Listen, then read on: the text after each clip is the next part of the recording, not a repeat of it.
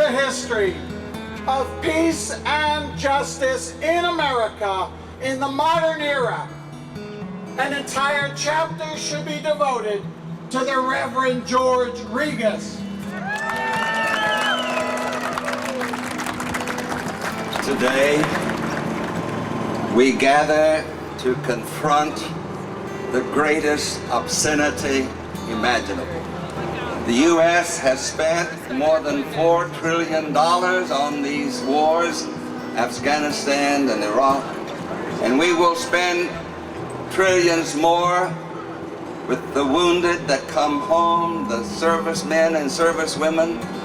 40% of the soldiers come home wounded. Well, George has been faithful for a very long time in the prophetic sense, in the sense of being a voice that truly does speak truth to power. $4 trillion for the wars, and 41% of our children live in poverty in the United States of America. That's the greatest obscenity I can imagine. Thank you. I'm Rabbi Stephen Jacobs, and I'm here as just one of a number of people in the interreligious community who has come to honor Reverend Dr. George Regas for his uniqueness, his courage in speaking out against war. He has been one of the most significant voices in the country in a leadership position. So many out of work, so many losing their homes, and the rich get richer, and so many remain poor. And God weeps at what God's children are doing. As those of you who know George and me know that we met one another in 1967 at a rally in Exposition Park protesting the war in Vietnam. It was a raucous, rowdy, motley gathering. It had none of the refinement that you might think would fit well with a rector from a distinguished church in Pasadena wearing his clergy collar, or a Bel Air rabbi in his button-down white shirt.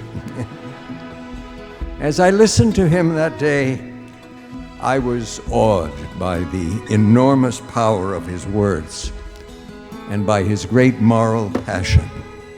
And I loved the way that his body moved as he spoke, and the soft accents of Knoxville, which are still today in his voice.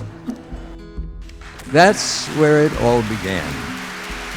And it deepened and deepened and brought us to be together as we walked on the same path, the path that leads toward the achievement of justice and peace. And so one thing that I have decided to do, and 14 others are joining me, is to commit an act of civil disobedience, to allow ourselves to be arrested just as a symbol of how deeply we feel about peace and how much we oppose the war. All the resources of this great country that could heal are used to destroy. I hate war for that. And so we're going to be arrested, a small symbol of how deeply committed we are to bring peace to this world. Thank you. We shall overcome someday.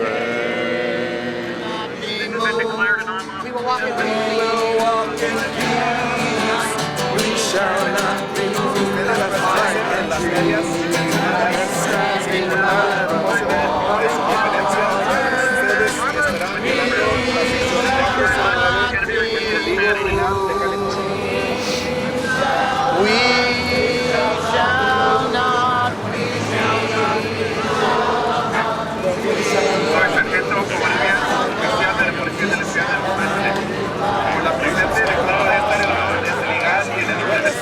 continue to be resolute in our work for peace and justice.